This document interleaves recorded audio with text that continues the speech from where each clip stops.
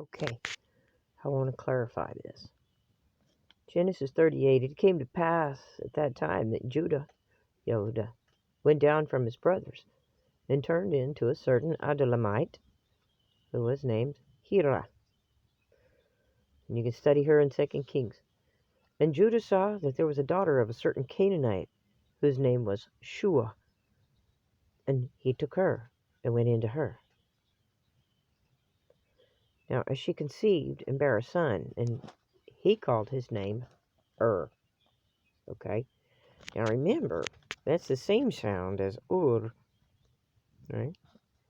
Or So, Abraham was called out of the of Chaldees, right? The of the Canaanites, okay? And she conceived again and bare a son, and she called his name Onan. And she yet again conceived, and bare a son, and called his name Shelah. And he was at Chesib when she bare him. And YahuDah took a wife for his firstborn, whose name was Tamar. And Judah's firstborn, was wicked in the sight of the Lord, and the Lord slew him. And Judah saw unto Onan, go unto your brother's wife, and marry her, and raise up a seed to their brother. And Onan knew that the seed should not be his. And it came to pass, when he went in unto his brother's wife, and he spilled it on the ground, lest that any should give seed to his brother. And the thing which he did displeased the Lord, or he slew him also. Well, then Judah said to Tamar, his daughter-in-law, remain in widow at thy father's house, till Selah my last son be grown, for he said, lest peradventure he die also. And his brothers did, and Tamar went and dwelt in her father's house. In the process of time, the daughter of Shua, Judah's wife, died. And Judah was comforted, and went up into his sheep shearers to Timnath, and he and his friend Hira, an Adullamite. And it was told Tamar, saying, behold, thy father-in-law goes up to Timnath to shear sheep.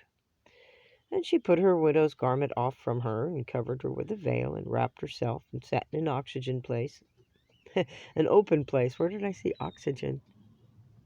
Interesting. Where she could breathe, I guess. Which is by the way to Timnath, for she saw that Selah was grown, and she was not given unto him to wife. When Judah saw her, he thought her to be a harlot, because she had covered her face. He turned unto her by the way, and said, go to, I pray thee, and let me come into you. For he knew not that she was his daughter-in-law. And he said, what will you give me, that you may come into me?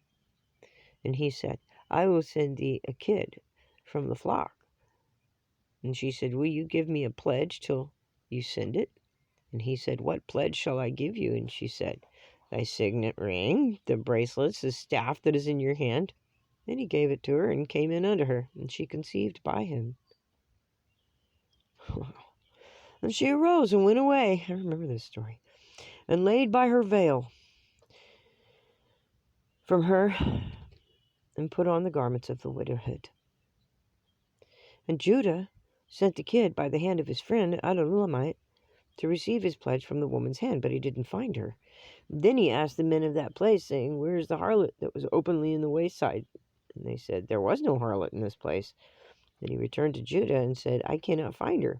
And also the men of that place said, there was no harlot in this place. Man, I am hearing the story of, the woman that was caught in adultery. And Judah said, let her take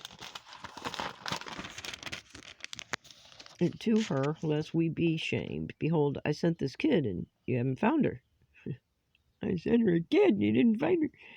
And it came to pass about 3 months later that it was told to Judah, saying, Tamar, the daughter-in-law, that played the harlot, and behold, she's with child by whoredom. And Judah said, bring her forth, and let her be burnt. Wow. Is that false justice, or what? It's kind of like the ones that threw the woman of adultery. Well, who was with her? Huh? That's why Jesus just had to draw in the sand. They who knew who they were. So when she brought forth, she sent to her father-in-law, saying by the man, whose are these? Am I with child? And she said, discern, I pray thee, whose are these, the signet, the bracelet, and the staff. And Judah acknowledged them, and she said, She has been more righteous than I, because I gave her not to Shelah my son, and he knew her again no more. And it came to pass in the time of her travail, that behold, twins were in her womb.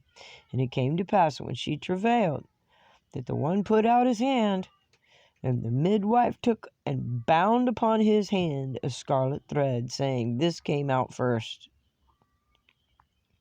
And it came to pass, as he drew back his hand, that behold, his brother came out. And she said, How hast you broken forth? This breach be upon you. Therefore his name was called Pharez. And afterward he came out his brother, and had the scarlet thread upon his hand, and his name was Zerah. Interesting. pH, the physical. First, A is 1. R is a new mind, spirit, and light. Pharez.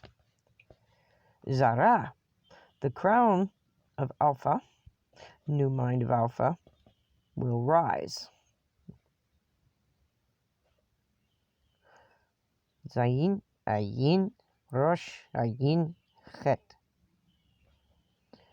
The light of Alpha, new mind, is foundational lift. Oop, right there, 623. I mean, hello. You see what I'm saying, man?